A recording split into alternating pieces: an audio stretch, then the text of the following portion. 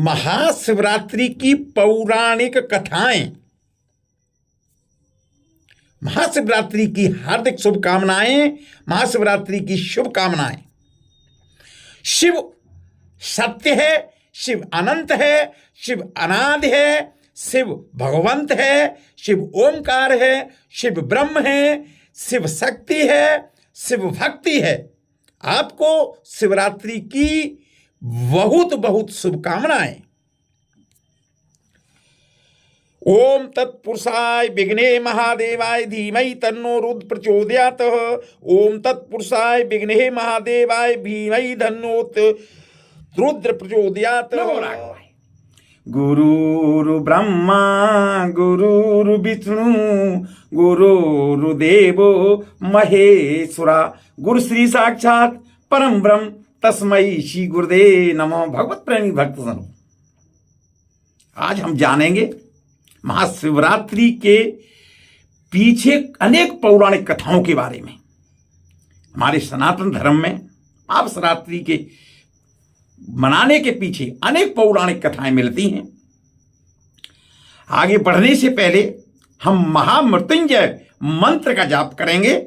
ओम त्र्यंबके यजामहे सुगंधिम पुष्टिवर्धनम उर्वारुकमिव बंधनान मृत्योमृजीयमामृताम। महाशिवरात्रि के पर्व के दिन भगवान शिव की उपासना के समय शिवलिंग पर शहद से रुद्राभिषेक करना शुभ होता है, शुभ माना जाता है। ऐसा करने से श्रद्धालुओं के कार्य जीवन में आ रही सभी प्रकार की समस्याएं दूर होती हैं और भगवान शिव प्रसन्न होते हैं। महाशिवरात्रि की शुभकामनाओं के साथ में आपसे अनुरोध है कि आप देखते रहिए प्रभु दर्शन चैनल और जानिए महाशिवरात्रि के पीछे की अनेक पौराणिक कथाओं के बारे में। नमो राघवाय।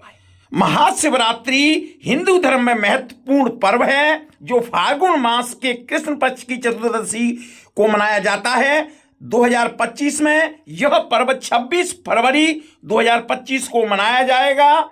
हिंदू धर्म में महाशिवरात्रि के पर्व को बहुत ही श्रद्धा भाव से लोग मनाते हैं। इस दिन शंकर भगवान और मां पार्वती की पूजा अर्चना की जाती है। इस महापर्व पर हर शिव भक्त को बेसब्री से इस दिन का इंतजार रहता है। धार्मिक मान्यताओं के अनुसार इस दिन शिव भक्त शिवलिंग पर जलाभिषेक करते हैं और विधि विधान से भोलेनाथ की पूजा अर्चना, मंत्रोच्चार और अनुष्ठान आदि किया करते हैं। ऐसा कहा जाता है कि जो भी शिव भक्त सच्ची श्रद्धा के साथ में पूजा करता है उनकी सभी मनोकामनाएं भोले सनातन धर्म के पूर्ण करते हैं। ग्रंथों और शास्त्रों में महाशिवरात्रि की अनेक पौराणिक कथाएं मिलती है। महाशिवरात्रि और उससे जुड़ी हुई पौराणिक कथाएं आज हम जानते हैं। धर्म शास्त्रों में कहा गया है कि महाशिवरात्रि का व्रत करने वाले साधकों को मोक्ष की प्राप्ति होती है। लेकिन क्या आपको पता है कि महाशिवरात्रि क्यों मनाई जाती है और इसके पीछे पौराणिक घटना क्या है? आइए महाशिवरात्रि से जुड़ी हुई पौराणिक कथाओं के बारे में आज हम जानते हैं। महाशिवरात्रि की पहली कथा। एक बार मां पार्वती ने भोलेनाथ से पूछा कि कौन सा व्रत उन्हें सर्वोत्तम भक्ति और पुण्य प्रदान करता है। तब भोले शंकर ने स्वयं इस पवित्र महाशिवरात्रि के बारे में बताया था। उन्होंने कहा था कि फाल्गुन मास में कृष्ण पक्ष की चतुर्दशी की रात मुझे जो प्रसन्न करती है, इसलिए कहा जाता है कि महाशिवरात्रि के दिन भगवान शिव को प्रसन्न करना बहुत ही आसान है। महाशिवरात्रि की दूसरी कथा। इस पर्व से एक और पौराणिक कथा जुड़ी हुई है। इस कथा के अनुसार इस दिन भगवान विष्णु और ब्रह्मा के सामने सबसे पहले शिव करोड़ों सूर्यों के समान प्रभाव वाले ज्योतिर्लिंग के रूप में प्रकट हुए। ईशान संहिता के अनुसार एक बार ब्रह्मा और विष्णु के बीच अपनी महानता और श्रेष्ठता सिद्ध करने पर बहस हो गई। तब भगवान शिव को हस्तक्षेप करना पड़ा और वह अग्नि के स्तंभ के रूप में प्रकट हुए। इस स्तंभ का आदि और अंत दिखाई नहीं दे रहा था। तब विष्णु और ब्रह्मा ने इस स्तंभ के किनारे और छोर को जानने का फैसला किया। यह जानने के लिए विष्णु पाताल लोक गए और ब्रह्मा अपने हंस वाहन पर बैठ गए और ऊपर की ओर ऊंचाई नापने चल दिए, लेकिन दोनों ही इसकी शुरुआत और अंत तक नहीं जा सके और लौट आए। परंतु तब तक उनका क्रोध शांत हो चुका था और उन दोनों के बड़प्पन का अहंकार चूर चूर हो चुका था। तब शिव प्रकट हुए और सभी चीजों को बहाल किया। ऐसा कहा जाता है कि शिव का यह प्रकटीकरण फाल्गुन कृष्ण पक्ष की चतुर्दशी की रात को हुआ था, इसलिए इस रात महाशिवरात्रि के रूप में मनाई जाता है। वहीं एक पौराणिक कथा के अनुसार यह भी कहा जाता है कि मां सती के पुनर्जन्म में जब मां पार्वती बनी तब मां पार्वती शिवजी को पति के रूप में प्राप्त करना चाहती थीं और उन्होंने शिवजी को प्रसन्न करने के लिए कई जतन किए थे, लेकिन भोलेनाथ प्रसन्न नहीं हुए, जिसके कारण मां भगवती ने गौरी कुंड में कठिन साधना की और शिवजी को मोह लिया, जिसके बाद इस दिन शिवजी और मां पार्वती का विवाह हुआ और शिव ने गृहस्थ जीवन में वैराग्य के साथ प्रवेश किया था और तभी से महाशिवरात्रि के दिन शिव और शक्ति के मिलन के उत्सव के रूप में भक्त उपवास और पूजा करके त्योहार को मनाते हैं और शिव और शक्ति का आशीर्वाद लेते हैं। महाशिवरात्रि की तीसरी कथा। महाशिवरात्रि की एक और पौराणिक कथा के अनुसार समुद्र मंथन के दौरान अमृत और विष दोनों का कलश निकला था। विष का पात्र देखकर देवता और राक्षस दोनों ही डर गए, क्योंकि यह विष पूरी दुनिया को तबाह कर सकता था। दुनिया को बचाने के लिए देवताओं ने भगवान शिव से मदद मांगी और शिवजी ने सृष्टि को बचाने के लिए पूरा विष स्वयं ही पी लिया, लेकिन उन्होंने विष को निगला नहीं, विष को गले में ही रोक लिया और जिससे उनके गले का रंग नीला हो गया और शिवजी नीलकंठ कहलाए। ऐसा माना जाता है क्योंकि भगवान शिव ने दुनिया की रक्षा की थी, इसलिए आज भी धरतीवासी महाशिवरात्रि का पर्व मनाकर शिवजी के प्रति अपना आभार प्रकट करते हैं। भगवान शिव को महाशिवरात्रि अति प्रिय है और शास्त्रों में बताया गया है कि महाशिवरात्रि के दिन पूरी रात जागने से भाग्य भी जगता है और हमेशा उन्नति ही प्राप्त होती है, क्योंकि भगवान शिव मनुष्य के सभी कष्टों और पापों का नाश करने वाले हैं। भगवान शिव ही सांसारिक कष्टों से मुक्त दिला सकते हैं और इसी कारण महाशिवरात्रि पर भगवान शिव की पूजा करने से जाने अनजाने में किए गए पापों की क्षमा याचना करते हैं और आने वाले महीने में भगवान शिव की कृपा प्राप्त हो, इसके लिए यह व्रत बड़े श्रद्धा के साथ में करते हैं। महाशिवरात्रि की चौथी कथा। पौराणिक मान्यताओं के अनुसार एक बार माता पार्वती ने शिवजी से पूछा वो व्रत और पूजा क्या है जिससे मृत लोक के प्राणियों को आपकी कृपा आसानी से मिल सकती है। तब महादेव ने स्वयं महाशिवरात्रि का व्रत की यह कथा मां पार्वती को सुनाई थी। कथा के अनुसार पौराणिक काल में किसी गांव में चित्रभान नाम का एक शिकारी रहा करता था। वो बेहद ही क्रूर स्वभाव का था और क्रूरपूर्ण कर्म ही किया करता था। वो रोज वन में जाकर हिरण, खरगोश और अन्य मासूम जानवरों को मारा करता था। उसने बचपन से ही कभी कोई शुभ कार्य नहीं किया था और इसी प्रकार उसका जीवन यापन हो रहा था। एक बार की बात है, महाशिवरात्रि की शुभ बेला आई, लेकिन उस दुराचारी शिकारी को इसके बारे में कोई ज्ञान नहीं था। वो तो बस एक ही काम करना जानता था, जानवरों की हत्या। उसी दिन शिकारी के परिवार वाले भूख से व्याकुल होकर उससे खाने की मांग करने लगे। ऐसा करने पर शिकारी तुरंत अपना धनुष्मान लेकर वन की ओर निकल पड़ा और जानवरों के शिकार के लिए वह वन में घूमता रहा, लेकिन उसे कुछ भी नहीं मिला और घूमते घूमते सूर्यास्त भी हो गया। ये देखकर शिकारी को बड़ा दुख हुआ और वो सोचने लगा कि मैं क्या करूं, कहां जाऊं, आज तो कोई शिकार नहीं मिला, अब घर कैसे जाऊं, घर के परिवार वाले भूखे हैं, ऐसे में मुझे कुछ न कुछ घर लेकर के जाना होगा। ऐसा सोचकर शिकारी एक जलाशय के पास पहुंचा और घाट पर खड़े होकर सोचने लगा कि यहां कोई न कोई जानवर पानी की तलाश में जरूर आएगा। ऐसा सोचकर वो पास में मौजूद बेल के पेड़ में अपने साथ थोड़ा पानी लेकर बैठ गया। उसके मन में तो बस यही ख्याल था कि कोई जानवर पानी पीने आएगा और वो उसका शिकार कर पाएगा। इसी प्रतीक्षा में भूखा प्यासा शिकारी बैठा रहा। इसी तरह काफी रात हो गई और जब रात का पहला पहर शुरू हुआ तो तब तक उस तालाब के पास एक गर्भवती हिरणी आई और चित्रभानु ने उस गर्भवती हिरणी को मारने के लिए धनुष्मान उठाया। ऐसा करते हुए उसके हाथ के धक्के से पानी और बेल पत्र नीचे गिर पड़े। उस बेल के पेड़ के नीचे एक शिवलिंग मौजूद था जिसके बारे में वो शिकारी नहीं जानता था और इस तरह से अनजाने में उसके हाथों से शिवलिंग पर जल और बेल पत्र गिरने से शिव जी प्रसन्न हो गए और उसकी पूजा संपन्न हुई। उधर वहां कड़कड़ाहट की आवाज से हिरणी घबरा गई और ऊपर की तरफ शिकारी को देखकर वह भय से शिकारी से बोली, हे शिकारी, मैं जल्द ही अपने बच्चों को जन्म देने वाली हूं। मैं अपने बच्चों को जन्म देकर आपके पास वापस आ जाऊंगी, तब आप मेरा शिकार कर लीजिएगा। गर्भवती हिरणी की बात सुनकर चित्रभानु ने उससे जाने दिया और इस तरह महाशिवरात्रि का प्रथम पहर भी बीत गया।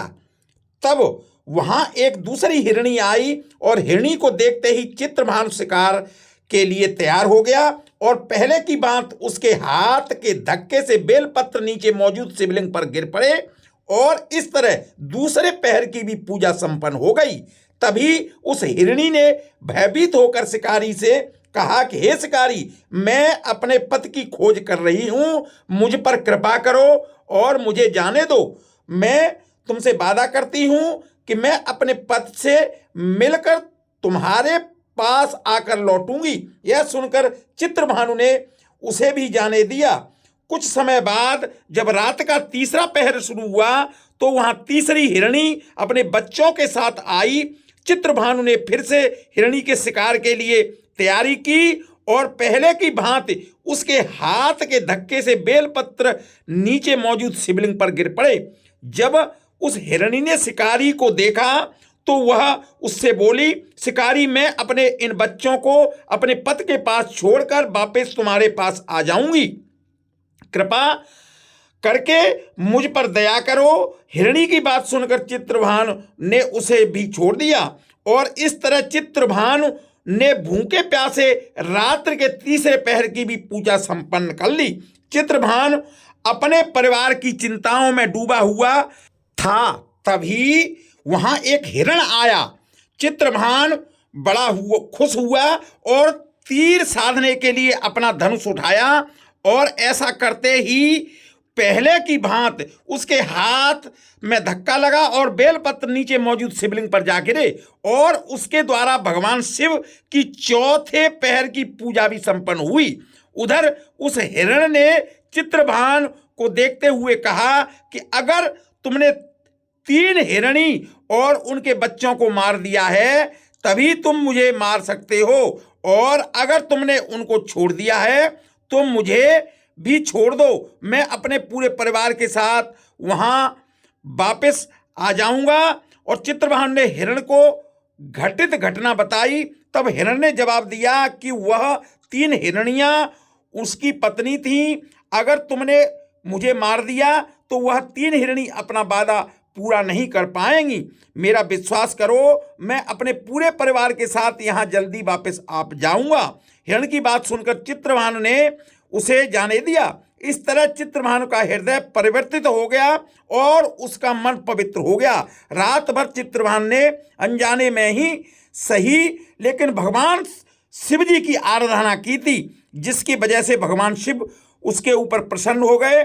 और वहीं कुछ देर बाद हिरण अपने पूरे परिवार के साथ में चित्रभानु के पास में पहुंच गया। हिरण और उसके परिवार को देखकर चित्रभानु बहुत खुश हुआ और उसने हिरण के पूरे परिवार को जीवन दान देने का वचन लिया। यह देखकर भगवान शिव ने प्रसन्न होकर शिकारी को अपने दिव्य स्वरूप के दर्शन करवाया और उसे सुख समृद्धि का वरदान दिया। इस तरह चित्रभानु को मोक्ष की प्राप्ति हुई थी और मरने के बाद उसे शिवलोक में जगह मिली थी। महाशिवरात्रि की आरती। जय शिव ओंकारा स्वामी, जय शिव ओंकारा, ब्रह्मा विष्णु सदा शिव अर्धांगिधरा। ओम जय शिव ओंकारा, एकानन चतुरान पंचानन राजे, स्वामी पंचानन राजे, हंसानन गरुड़ाचन, हंसानन गरुड़ाचन, ब्रजवाहन काजे। ओम जय शिव ओंकारा, दो भुज चारि चतुर भुज, दस भुज अति सोहे, स्वामी दस भुज अति सोहे, तिरगुण रूप निरगुता, प्रभु बन जन मोहे। ओम जय शिव ओंकारा। अछुमाला वनमाला रुंडमाला दारी, स्वामी रुंडमाला दारी, चंदन मृग मद सोहे, भले शशिधरी। ओम जय शिव ओंकारा। श्वेतांबर पीतांबर वाद्यांबर अंगे, स्वामी वाद्यांबर अंगे, शनकादिक गरुड़ादिक भूतादिक संगे। ओम जय शिव ओंकारा। कर के मादिक मंडल चक्र त्रिशूलधरता, स्वामी चक्र त्रिशूलधरता, जग करता जग भरता, जग संहार करता। ओम जय शिव ओंकारा। ब्रह्मा विष्णु सदा शिव, जानत अविवेका, स्वामी जानत अविवेका, प्रणवाक्षर के मध्य ये तीनों एका। ओम जय शिव ओंकारा। काशी में विष्णु विराजत नंदी ब्रह्मचारी, स्वामी नंदी ब्रह्मचारी, नित उठी भोग लगावत, महिमा अति भारी। ओम जय शिव ओंकारा। त्रैगुण शिविज की आरती जो कोई नर गावे, स्वामी प्रेम सहित गावे। कहत शिवानंद स्वामी, कहत हरिहर स्वामी, वांछित फल पावे। ओम जय शिव ओंकारा, जय शिव ओंकारा, स्वामी जय शिव ओंकारा। ब्रह्मा विष्णु सदाशिव अर्धांगीधर। ओम जय शिव ओंकारा। ओम भी नमः शिवाय भी ओम। ओम नमः शिवाय। ओम ये भी शिव गौरी मय ओम भी ओम। ओम आस्तोषाय नमः। ओम भीजु सह। ओम भुवस्वः।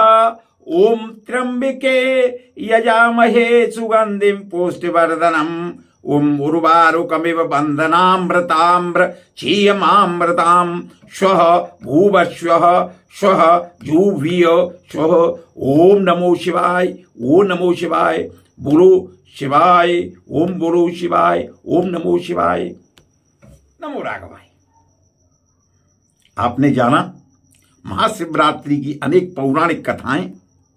इस तरह की पौराणिक कथाओं के लिए, धर्म और ग्रंथों की जानकारी के लिए, त्योहार उत्सवों की पौराणिक कथाओं के लिए, सभी मंदिरों की